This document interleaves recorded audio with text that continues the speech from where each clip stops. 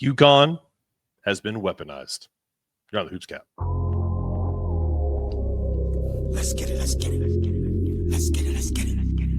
Yeah. UConn, baby. Home of the champions. Let's go.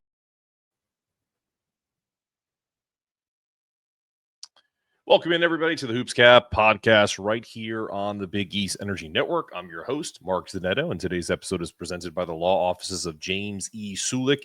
If you need a trusted, reliable legal advice, make sure to give him a call. And as always, tell them Mark from Big East Energy sent you. Before we dive into the breakdown, don't forget to like, subscribe, comment, drop a 5-star review if you're listening on Apple or Spotify. It helps the show grow, it helps the network grow, and continues to build the best UConn community anywhere around, as well as Big East community as a whole. If you've ever seen the movie Weapons, and I just saw this, so I'm a little late, you know the premise. Kids mysteriously are gone in the middle of the night, all leaving at 2:17 in the morning, completely synced, completely dialed in, carrying out something bigger than themselves, and nobody understands why. But in our world, that's Dan Hurley's program. This UConn team plays like they're under a spell. His spell. Hurley hits that switch, and suddenly it's 5 guys dialed in, moving with one mind. Cutting, screening, rotating, sprinting, attacking, every possession, every loose ball, every closeout, all connected. It's not luck. It's not hype. It's hard work. And sometimes it's not even talent, although that talent comes through. Hurley has total control of this engine. And when it's like it is now, these dudes have completely bought in, and we're not even at Thanksgiving yet. They play with a level of force, discipline, and violence that you simply cannot fake. And if this is what they look like now before Thanksgiving, the rest of college basketball should be terrified. The specifics on BYU are pretty simple. Take away my rant on the live show about officiating. The three-headed monster that we all should be talking about is Alex Karaban, Tarris Reed Jr., and Silas Demary Jr. All three with exactly 21 points. All three in their own lanes, doing their part, doing their job. All three playing championship-level basketball. I could remember a time, as the kids say, I'm old enough to remember, when people were telling me that Alex Karaban should change his shot. He's not a consistent player, not an NBA player, et cetera, et cetera. All Alex is doing is blocking out all of the haters, all of the noise. 4 for 4 from 3. He is the best role player in America, and I mean that as a compliment of the highest order.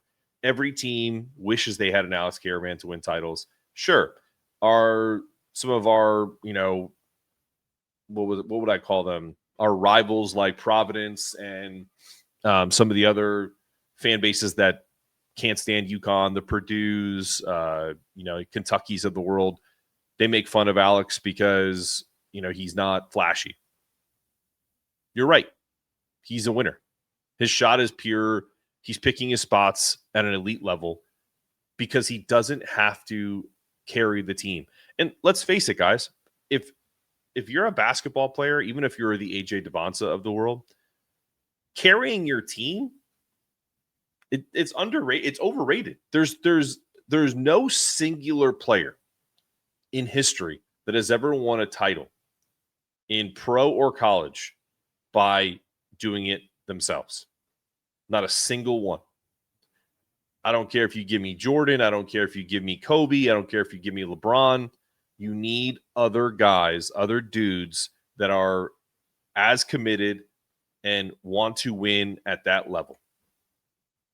It's just not possible to do it on your own. So last year, without really a supporting cast that made sense for Alex, you saw a dip in production. This year, not so much. Enter Tarris Reed Jr., healthier, realizing, nobody can guard me. BYU had no answer, and even if Kebakita was in the game, he's not stopping him. UConn finally has that stop the bleeding, dump it into the big fellow weapon again. Adama was like that. Donovan was like that to a certain extent. Even Sampson had his moments with a lob threat.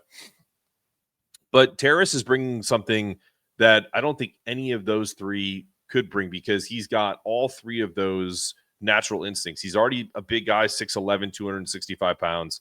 He is a lob threat, but he's more of a hybrid between Adama and Donovan. Not as tall as Donovan, more athletic than Adama, bigger than Adama, and he's kind of in the middle of that. That's the way I would look at it. He's got 21 points, 8 boards, 2 blocks against BYU. Absolute bully session with any of the dudes down low. Probably could have got a few more calls and shot more free throws.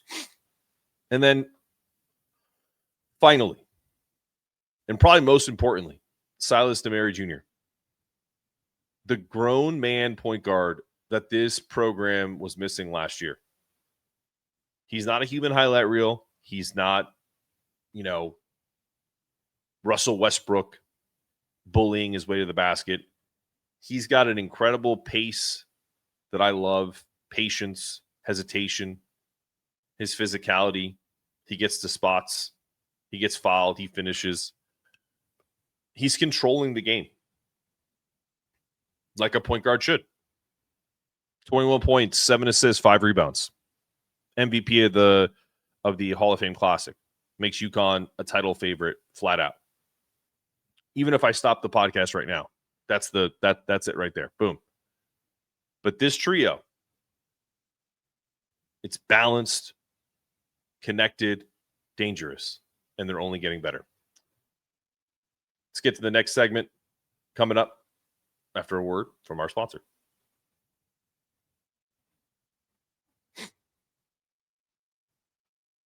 All right, let's talk about the Jayden Ross emergence, because that's not a fluke. That's something that, people have been, what the criticism of Dan has been over the last couple of years, outside of the Goodmans of the world who, by the way, that interview, outside of the guys who get personal with him, the criticism of Dan is that he's too stubborn, he's too loyal. He's in. I've even made that comment maybe once or twice, but at its core, you have to just trust a guy that's won multiple national championships over the last 3 years. You have to trust a guy that that has the best interests of not only the UConn community but his players. And so I never truly question what Dan is doing. I think he could use more of his bench, especially now with a guy like Mullins out. We'll get to him in a second. But his comments on Jayden Ross are really interesting. He said, I've been streaming this movie every night at home. Now you guys are finally seeing it in theaters, public release. So that was a really good line. 10 points in 12 minutes, efficient, confident, decisive. Been saying it since day one. If Jay Ross is decisive, he looks exactly like the player Dan Hurley has been telling everyone he's been seeing for 2 off seasons. Just make a decision. We'll back it. It's kind of like, you trust your leaders. Whatever decision you decide to make, we will back it. Even if it's the wrong decision, who cares? Do it with aggression, do it with violence, do it with conviction, and we're good. I think every good coach that's either listening to this or has coached anything in their life, make an indecisive in any sport is a recipe for disaster. Just be decisive. That's it. That's been I think that's the secret sauce. Absolutely. My favorite thing about this season is this Jay Ross emergence. He brings something a little different. He's freaky athletic. He flies around. He gets downhill when he's decisive. He can be a pace changer for them because they do play slow. Jay Stu is a little more physical. He's stronger. He can body guys and he defends, and he'll have his role, whether he starts or rotates or becomes the matchup piece. But right now, the momentum is in Jayden Ross's corner. And yes, I'll say it now. Mullins Mania is coming. It's fast approaching. And I don't know if it's going to be tomorrow against Arizona. But when Braylon Mullins returns at full strength, this offense becomes literally mathematically unguardable. It's the bulletproof type of basketball that Dan Hurley has been looking for since they've won back-to-back. Another guy who can get his own shot. Another guy who you have to run sets for, or you can run sets for. Another guy defenses have to account for. They can't leave him open. You think Jay Ross and Jay Stu are getting open looks now? Wait until they share the floor with Solo, Braylon, and Alex, who's shooting 60% from three. And Solo right now is not playing well. He's hunting shots because he doesn't have our guy Braylon as a running mate to kind of take some of that pressure off, to get him some more open looks. So they're keying in on him a lot. I think the emergence of Braylon is going to really pump up Solo's game as well. Who do you leave? Who do you tag off of? Can you double Tarris when it's possible? You can't double Tarris if you're leaving open the Braylon Mullins of the world and the Solo Balls of the world. You just can't. It's just one of those things, man. It is an absolute matchup nightmare. This is the thought. Because if UConn is returning to that bulletproof basketball, the list goes like this. They run their sets. If the threes aren't falling, dump it to Tarris. Tarris is struggling. Silas gets downhill more. If Silas is bottled up, Malachi can go to work because maybe he comes in and plays a little bit. Is the bench quiet? Jay Ross maybe comes in for 10 points in 12 minutes. But one of the Jays is off, one of the other. And if all of that goes to shit, maybe Braylon gets you 20 or Solo gets you 20. There's contingency plan after contingency plan, and that's why UConn's roster construction, when it comes together, looks so damn brilliant. So get your Braylon Mullins shirt. All proceeds go to the Connecticut Boys and Girls Club. You can look for it on our website, BigEastEnergy.com. Just look under Big East Energy Tees. If you can probably type in Mullins Mania, and it'll pop up anywhere you shop. You can get it, in our shop app. BigEastEnergy.com. Check it out. Definitely something that I hope everyone gets. I know there's been quite a few orders already. And let's say this: national media will always slight this program because UConn doesn't play the recruiting circus. It just doesn't.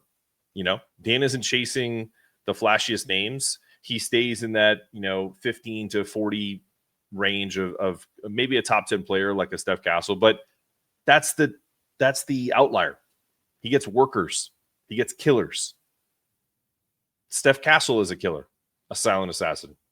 Braylon Mullins is about to show what he can do. I'll never forget listening to a podcast with JJ Redick's Old Man in the Three.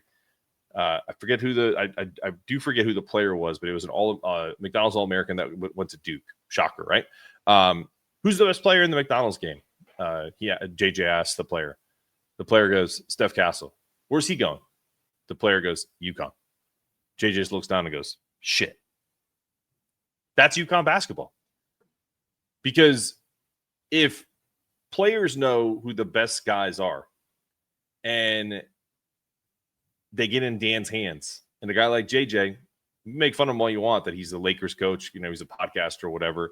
The dude's a good tactician. He's a good coach. He knows ball. You put a guy like Steph Castle in Dan Hurley's hands, good things happen. And that's what that comment was like. Oh, shit. Go find that clip. It's hysterical. That's that UConn culture, and that's why we stay winning. Last thing on all of this BYU stuff and the aftermath, to my guy, John Rothstein. I like John Rothstein. This is not I hate John Rothstein, though. But I have to say, I hate the Silas the virus. It's not a thing. Stop it. Do better. Come up with something else.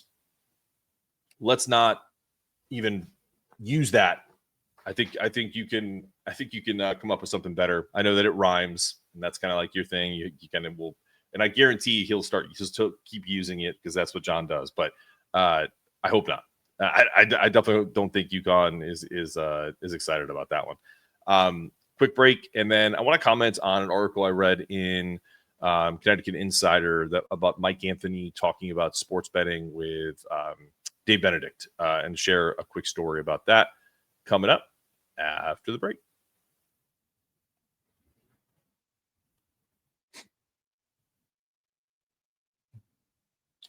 One of the reasons why I get so fired up about officiating and how things kind of flip on their ear, whether you're watching basketball or football, is because of the entire conversation around gambling and how it's so easy for things to be rigged now. Now, people may listen to that and go, well, Mark, they have these whole industries where they're catching guys who are doing that. And that's true. But they're not really doing a good job with officials, with the folks that essentially control the game. And in a recent conversation, I guess, with Dave Benedict, Mike Anthony laid it out perfectly, who's, by the way, one of the best columnists in the country. College athletes are richer than ever. Kids have more money than ever. Gambling is everywhere. We even have a gambling thing on our Discord. Obviously, not a ton of people are using it, and that's okay. We're not pushing it as aggressively as probably some folks do, because to me, the gambling thing is it's not a conflict of interest. I think we live in a free country, and people are going to do as they want. And so I will gamble from time to time. I don't have nearly the type of money that some of our benefactors do, and they'll show me the plays that they're doing, and that's cool. And I'm more of like an advisor at this point. If I like a play, I'll typically send that to someone, and I don't really bet any of my own money. I engage in what we're calling profit sharing. So if I give some advice and a big money better wins, I get a little money on the side. But if you're David Benedict or any AD in the country, you're basically living in a world where you're hoping your kids don't make one bad decision. It's kind of like a parent, because I have young kids. They're not in the age of being by themselves and making decisions that you hopefully have taught them enough as a dad and a mom to put them out in the world. And that's kind of what an AD is doing in this scenario. You can put up guardrails, but you can't control every phone, every conversation, every friend group. There are multiple applications now to encrypt messages. So like whether they're doing WhatsApp or Snapchat or any of that stuff, how they can disseminate information back and forth. Discord is another one. You can have private Discord. So the NCAA, can do things, and they can deregulate pro sports gambling all they want, but how could they, they can't talk about modernization, and they can pretend to enforce it. It's impossible. So one thing is always going to be true. You're asking 18 to 22-year-olds with money, pressure, all eyes on them, and literally unprecedented access to navigate this minefield of, maybe I'll throw a little money on this game. And that's where I land here on this. Most of you are probably thinking like I'm anti-betting. I'm not. But what I'll tell you is open betting on these apps, whether it's DraftKings, FanDuel, BetMGM, Caesars, whichever you use, is better than dark betting. And here's what I mean. It's kind of like the way it used to be in college basketball. Everybody was getting paid, but it was getting paid under the table. Now, kids are getting paid, and you kind of know the money, the dollar amount. Maybe it's hidden for good reason, so kids don't get, oh, you got paid $5 million and you're playing like that. That I get. However, the open nature of betting now is better because of this fact, whether it's shady offshore casinos, and even worse, your local bookie. And I have some experience in this, both personally and with friends who used to do it. Get with a bookie, and if you don't know how that works, a bookie will give you a line of credit based off of, who referred you, and sometimes they actually do have a little online site that you can use, and you put in your bets, and if you win, you meet them at the end of the week and you get your cash, and if you lose, you better pay up, because as soon as you lose a bet, even though you're not putting money up front, you're not depositing $100 into DraftKings or whatever, you're betting $100 to lose essentially $110. So that extra $10 every time, and if you don't pay, the interest starts to continue to the VIG, if that the interest goes on and on and on. And I can tell you this from the personal side. I had a friend of mine who got really deep into gambling with a local bookie. And the line of credit was pretty high because guy was making good money, winning sometimes, losing sometimes. But when you get in that hole and you're constantly chasing, people will come for you. At DraftKings, if you put $5,000 into your DraftKings account and you lose all $5,000, that's all the money that you're going to lose. No one's going to come to your house and be like, hey, you didn't pay me the $600 you owe me, so I'm going to take your television, your computer, I'm going to break your legs and move on. Because that's where it goes if you don't pay. And so is it riskier now with the prop bets and the changing of the games potentially and the outcomes? Yes, all of that is very scary. And there should be cottage industries right now with the type of technology that we have to kind of check these betting irregularities. And that's happened in baseball. It's happened in other sports. So that, I believe, we should be starting to take care of. But as far as how people bet, the personal aspect of this, you have to let people be people. And, banning things or outlawing things only makes people want to do it more. And I'm a very big, firm believer in that. No matter where you land on any issue, when you ban something, it just, people will have the natural nature of, it's kind of like, again, if you're a parent and you tell your kid no, the typical response is, all right, he doesn't want me to do it, so I'm going to do it and kind of see why he doesn't want me to do it. So you kind of have to have an open mind with this and monitor. That's the way I would play it. So at the end of the day, bet, don't bet, whatever. I think we all just want UConn basketball to continue to thrive, and I think they will. We'll be back tomorrow. By the way, great article by Mike Anthony. Good stuff from Dave Benedict, too. And I can't imagine the impossible position that he's in. So, but also kudos to Dave Benedict. I mean, I don't know if there's a guy in sports right now at the athletic director position that is in a better spot than him with the coaches that he has running his programs. None of these men are perfect, but damn, are they doing a great job. Jim Mora, Penders, Hurley, Gino. I mean, that, quad right there.